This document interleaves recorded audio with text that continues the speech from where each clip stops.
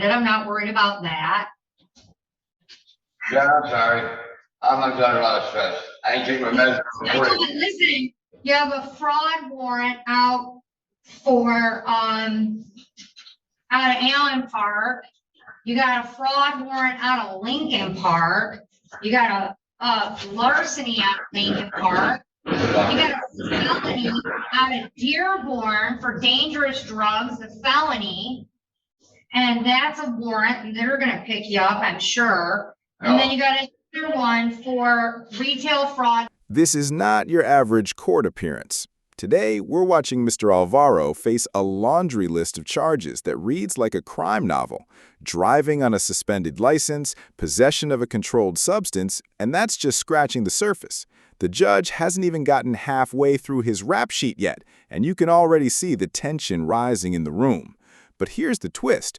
Alvaro insists his life of crime is behind him and that he's been trying to stay out of trouble. The problem? The judge is about to hit him with a series of warrants that say otherwise, and Alvaro is not ready for it. Stick around because this one turns from tense to explosive, and the judge's reaction might surprise you. Mr. Oliverio, Your Honor. Not want to talk to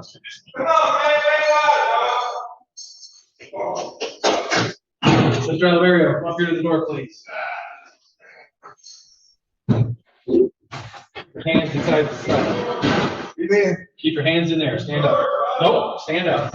Put your hands inside. Can you hear me? All right, you're here today charged with misdemeanors. You have this old case that's in warrant status. There's an allegation that on April 2nd of 2025, you violated city ordinance by driving on a suspended license. That's a misdemeanor punishable by up to 90 days in jail and a fine of up to $500. And you have this other charge, another City of Taylor charge. There's an allegation that on April 2nd of 2025, you were in possession of a controlled substance.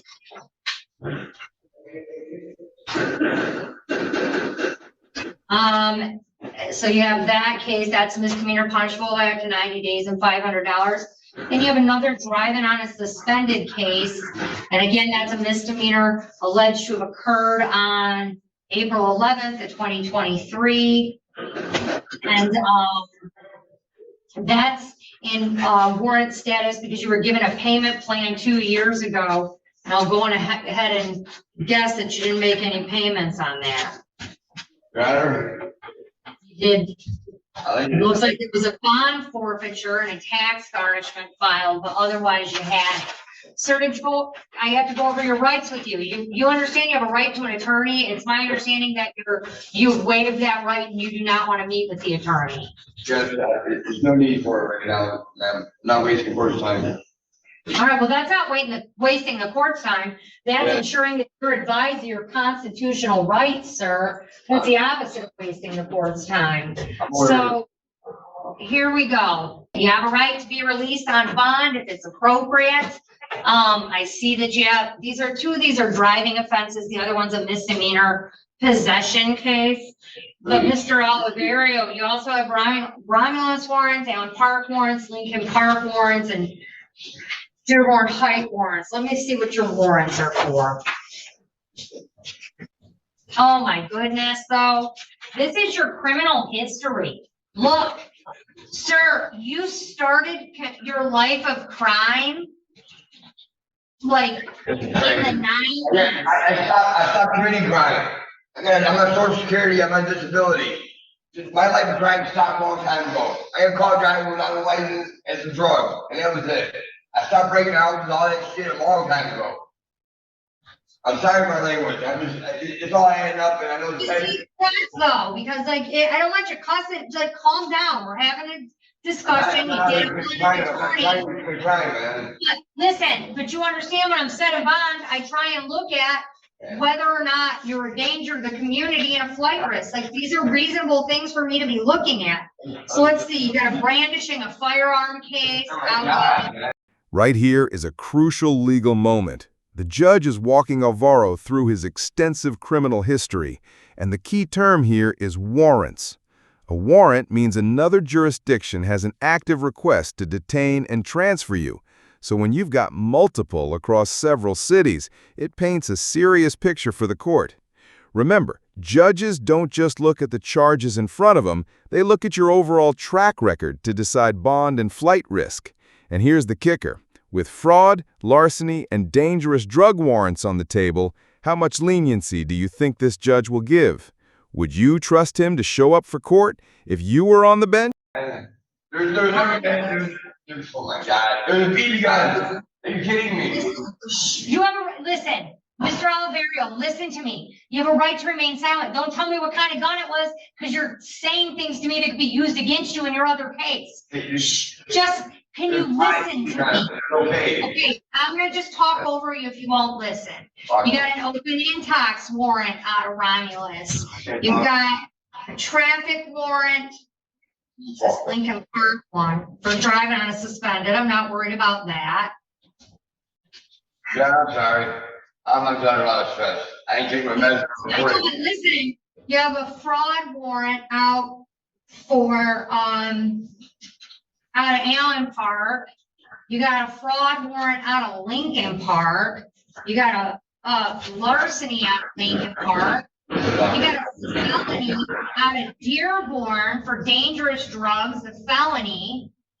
And that's a warrant, and they're gonna pick you up, I'm sure. And then you got another one for retail fraud, 3rd degree. So these are all the bench warrants that you have pending. Check. It says I have all this stuff going on in the counter. Check the degrees on my own account, personal bond. I take care of all this other stuff that I was unaware of. I don't know how all this is happening to me right now. I feel like this is just too much. Sweating down here. My medicine, I'm off my medicine for 4 days. Obviously I got a lot going on, and I take care of a lot of things here. So. This is where the human side of the courtroom collides with the legal side. Alvaro claims he's overwhelmed, off his medication, and doesn't know how all these warrants piled up. But the judge quickly points out that this mess didn't just appear overnight. It's the direct result of failing to show up to court and address earlier cases. In legal terms, this is a pattern of non-compliance, and it carries real weight in bond decisions.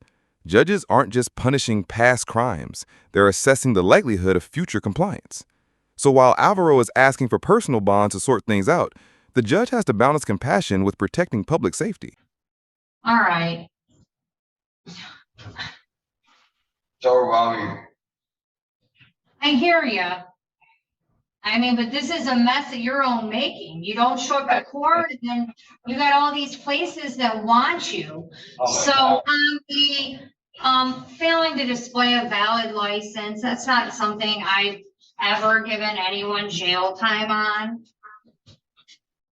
In that case, I'm just giving you $1,000 personal bond. All right, and that's on 0798. Don't thank me yet. Then I've got the driving on a suspended, that's 1063. Setting aside all these warrants, obviously. On that one, I'm also giving you $1,000 personal bond.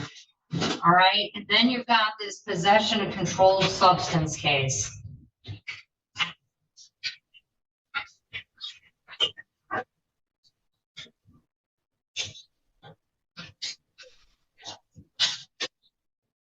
That is possession. It was yesterday.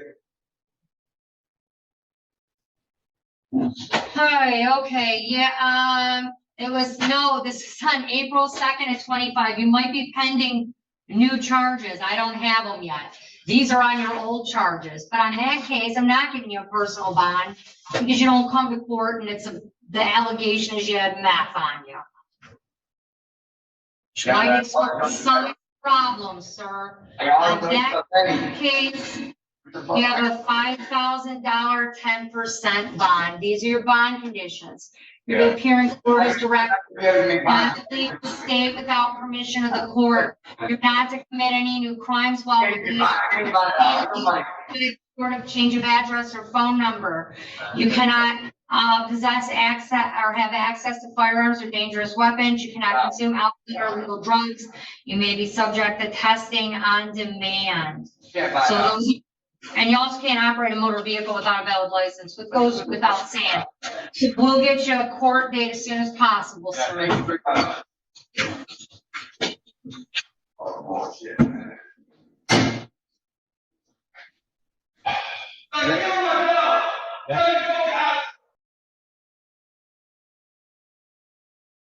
And there you have it, a case that shows how one courtroom appearance can spiral into a full review of a defendant's criminal history.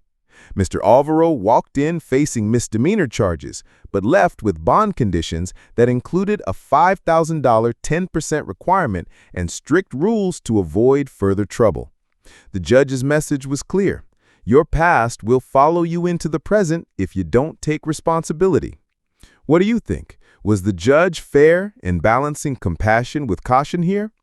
If you found this breakdown as revealing as we did, make sure to hit that like button, share your thoughts in the comments, and don't forget to subscribe for more jaw-dropping courtroom moments.